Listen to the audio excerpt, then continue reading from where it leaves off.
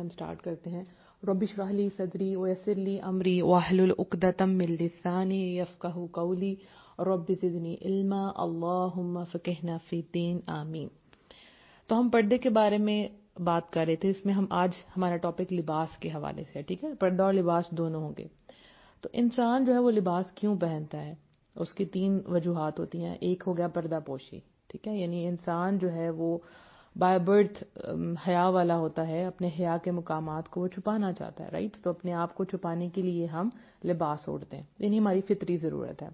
Number 2, جو موسمی اثرات ہیں ان سے بچنے کے لیے. سردیوں میں آپ دیکھیں ہم لوگ کیا پہنیں, سویٹرز اینڈ ہوڈیز اور گلاوز اور یہ سب کچھ, اور گرمیوں میں گرمیوں والا لباس ہوتا ہے, سردیوں میں سردی والا لباس. تو یہ ہو گیا. تیسرا جو فیکٹر ہے وہ کیا ہے, زیب و زینت, یعنی انسان خوبصورت لگنے کے لیے لباس پہنتا ہے. رائٹ, کہ وہ پیارا لگے, اچھا لگے, ہم اس سے زینت اختیار کرتے ہیں. اس میں جو مین فیکٹر ہے وہ لباس ہے ہماری زینت کے لیے. تو یہ تینوں چیزیں ہیں. رائٹ, اب ہم یہ سوچتے ہیں کہ جو پردہ کرتا ہے شاید وہ زیب و زینت اختیار نہیں کر سکتا, وہ پیارا نہیں لگ سکتا, وہ اچھے لباس نہیں پہن سکتا. ایسی کوئی بات نہیں ہے. آپ سب کچھ پہن سکتی ہیں, لیکن جن چیزوں سے اللہ تعالیٰ نے منع کیا ہے, وہ جیسے لباس پہننے سے منع کیا ہے, بس ہم وہ نہیں پہن سکتے. ٹھیک ہے, تو ہم اس کو سٹارٹ کرتے ہیں. اس میں ہمارا زیادہ یہی رہے گا زیب و زینت والا لباس کیسا ہوتا ہے اور ہمیں کیسا پہننا چاہیے. ٹھیک, اور اسی کے اندر ہمارا پردہ آ جائے گا, کیونکہ لباس کے اندر ہی پردہ آتا ہے.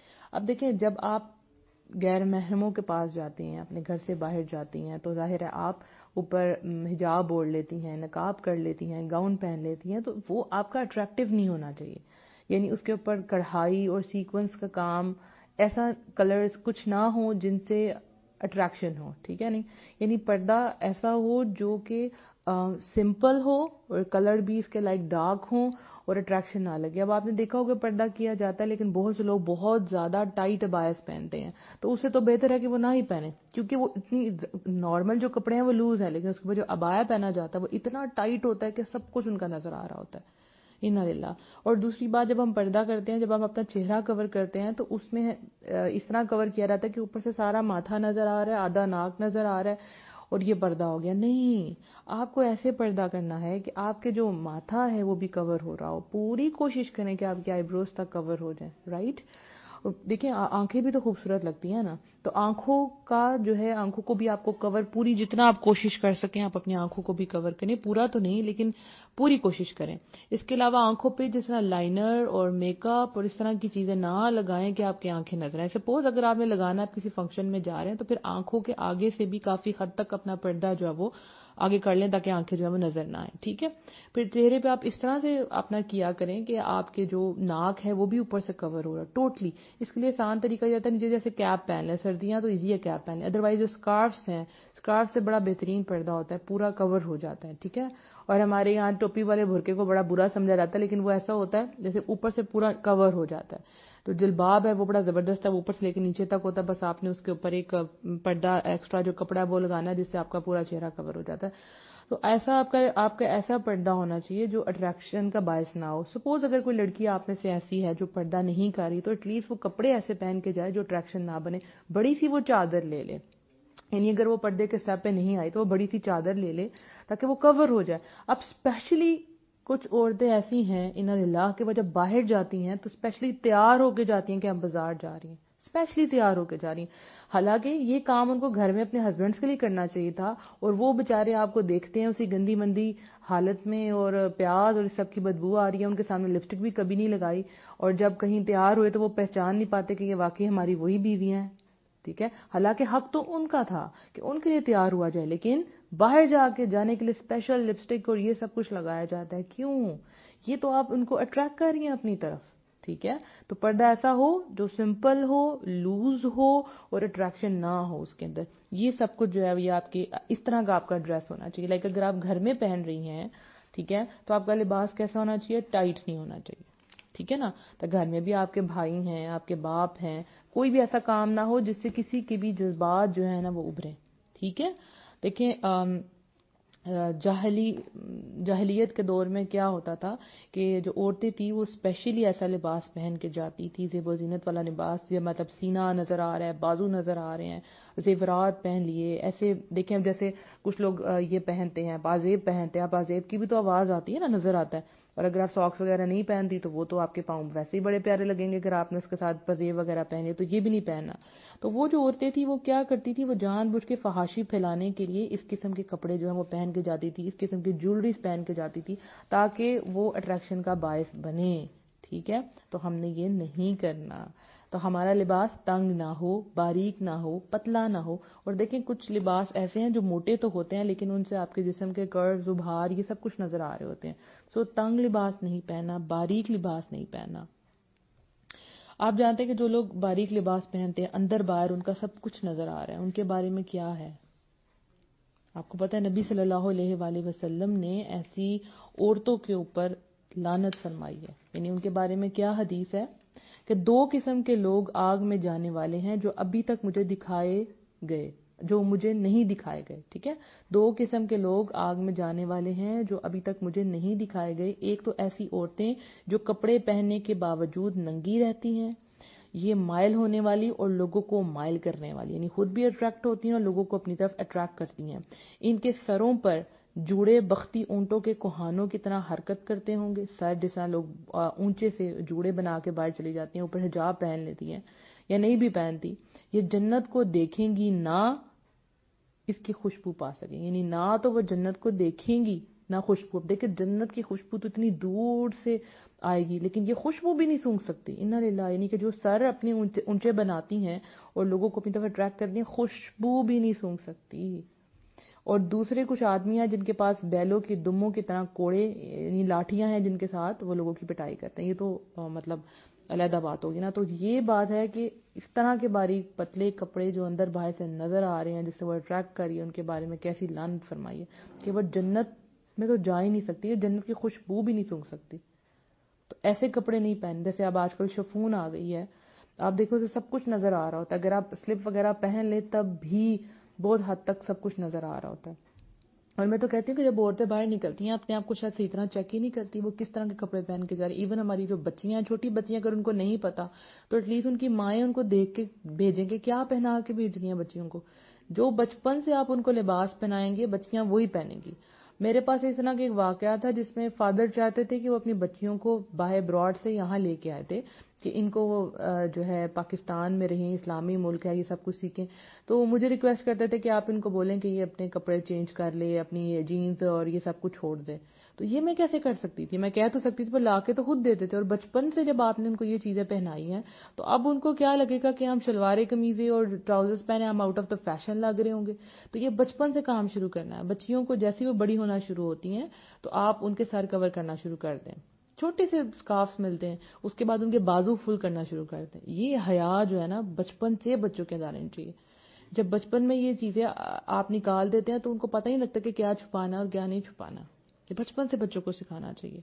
ٹھیک ہے، تو ہم نے باریک اور پتلا لباس نہیں پہننا.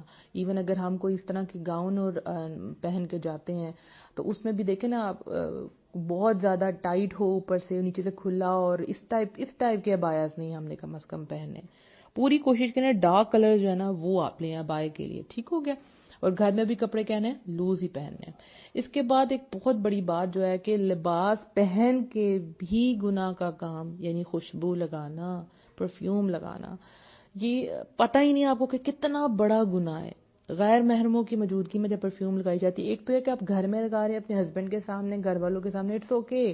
لیکن اگر آپ نے باہر جانا ہے اور ایسے کپڑے جن پہ پرفیوم لگی ہوئی ہے آپ کو چینج کرنا ہے، اگر آپ کے باڈی کے ساتھ لگی ہے پرفیوم تو آپ کو غسل کرنا ہے. یعنی آپ کو نہا کے جانا ہے کہ آپ کی باڈی سے وہ خوشبو نہ آئے. غیر محرموں کے سامنے آپ نہیں لگا کے جا سکتے. اور میں جب کسی بازار سے جب میرا گزر ہوتا ہے اور عورتیں جب گزر رہی ہوتی ہیں اتنی تیز پرفیوم کہ مرد مڑ مڑ کے ان کو دیکھ رہے ہوتے ہیں. یہ عورت کے اپنے ہاتھ میں ہے کہ وہ اپنی عزت کرواتی ہے یا نہیں کرواتی.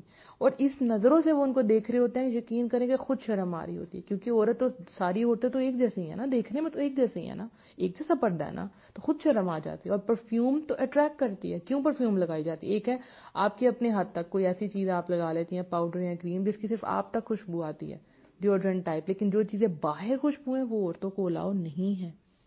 نبی کریم صلی اللہ علیہ وسلم نے فرمایا ہر آنکھ زنا کرتی ہے اور وہ عورت جو خوشبو لگا کر مردوں کی جگہ سے گزرتی ہے وہ ایسی اور ایسی ہے.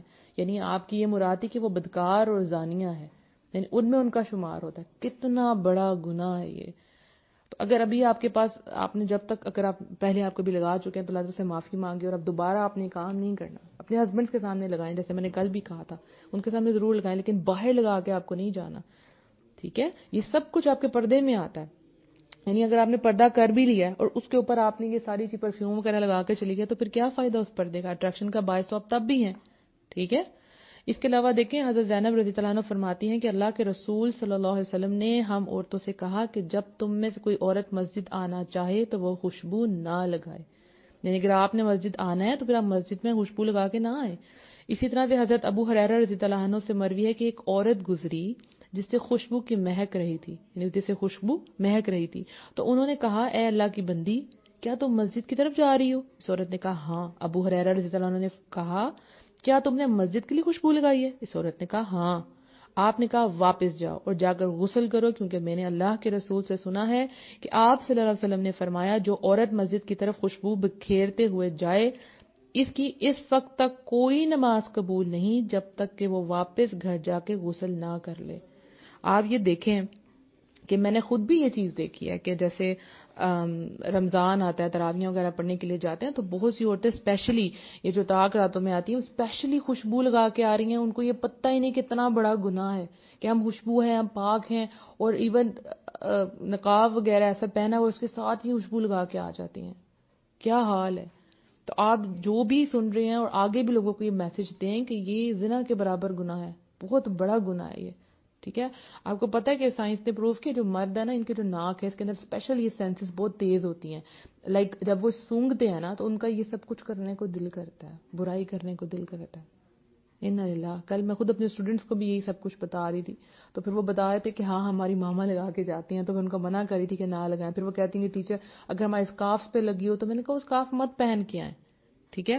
اس کے علاوہ ہمارا جو لباس ہے وہ ایسا نہ ہو جو مردوں سے مشابہت کرے, یعنی کہ اس میں مردانہ ٹچ نہ آئے. ٹھیک ہے نا, آپ سمجھ رہے ہیں, جینز اور اس ٹائپ کے کپڑے, یہ مردانہ ٹچ نہیں آنا چاہیے کبھی بھی نہیں. اور آپ کو پتہ ہے جیسے ہم ٹائٹ کپڑے پہنتے ہیں نا, ہماری فیلنگ بھی ویسی ہوتی ہے. جب ہم اپنے بچیوں کو ٹائٹ کپڑے پہناتے ہیں ان کے اندر ویسی فیلنگ آ رہی ہوتی ہے. جب آپ لوز کپڑے, جیسے آپ نائٹ ڈریس پہنتے ہیں, تو اگر لوز ہے تو ساتھ ہی آپ کو نیند آ جاتی ہے, ریلیکس فیل کرتے ہیں. اور جتنا ٹائٹ ہوگا اتنی اس ٹائپ کے جذبات آپ کے بھڑکیں گے. ٹھیک ہے. اللہ کے رسول صلی اللہ علیہ وسلم نے ان مردوں پر لعنت فرمائی ہے جو عورتوں کی مشابہت اختیار کرتے ہیں, یعنی ان جیسے لگتے ہیں. اور ان عورتوں پر لعنت فرمائی ہے جو مردوں کی مشابہت کرتی ہیں, چاہے وہ ڈریس میں کریں, ہیئر سٹائل میں کریں, جو بھی کر رہے ہیں. ٹھیک ہے نا. یہ جیسے ہیئر سٹائل جو ہے وہ مردوں کی طرح رکھنا شروع کر دیتے ہیں, اور مرد جو ہے وہ آج کل عورتوں کی طرح لمبے لمبے بال, اور وہ کانوں میں بالیاں, آنکھوں پہ ایون بہت کیا کیا بتاؤں کیا کچھ ہو رہا ہے ہمارے یہاں پہ. ایون یہ کہ مرد جو ہے وہ پارلر میں لڑکیوں کو تیار کر رہی ہیں, اور لڑکیاں بڑے فخر سے تیار ہو رہی ہیں, ایون لڑکیاں لڑکوں کو مساج کر رہی ہیں. ایسی برائیاں بہت بڑھ گئی ہیں, اللہ تعالیٰ ہمیں اس چیز سے بچائے. یہاں پہ جو امپورٹنٹ چیزیں بتاؤں, یہ سب کچھ تو وہ ہو گیا جو آپ کا مادی لباس ہے, یعنی جو آپ نے کیری کرنا, آپ نے پہننا, آپ کا جو پردہ ہے. لیکن اس میں جو امپورٹنٹ چیز ہے, ایک اور فیکٹر ہے, ایک اور لباس ہے جو میں آپ لوگوں سے آپ کو انٹروڈیوس کروانا چاہوں گی, جو بہت سے لوگوں کو نہیں پتا ہوگا, وہ ہے روحانی لباس. ایک آیت کے ترجمہ پڑھتے ہیں, سورہ الاعراف کی آیت نمبر 26 ہے, بہت خوبصورت آیت ہے. اے اولاد آدم, یقیناً ہم نے تم پر لباس اتارا ہے جو تمہاری شرمگاہوں کو ڈھانپتا ہے اور زینت کا ذریعہ ہے. ٹھیک ہے. اور تقوی کا لباس ہی بہترین ہے. اللہ تعالیٰ کی نشانیاں ہیں کہ لوگ سبق حاصل کریں. تو آج جو آپ کو چیز میں بتانے جا رہی ہوں وہ کیا ہے, تقوی کا لباس. اللہ نے کہا ہے کہ تقوی کا لباس ہے وہ بہترین لباس ہے. یعنی ایک ہو گیا مادی لباس, ایک ہے روحانی لباس جو آپ کا دل اوڑھتا ہے. یعنی آپ جہاں پہ بھی ہیں آپ فیل کریں کہ رب آپ کو دیکھ رہا ہے. یہ تقوی ہے, گاڈ کانشیسنس ہے, اللہ کا خوف اور اللہ کی محبت کا لباس. ٹھیک ہے.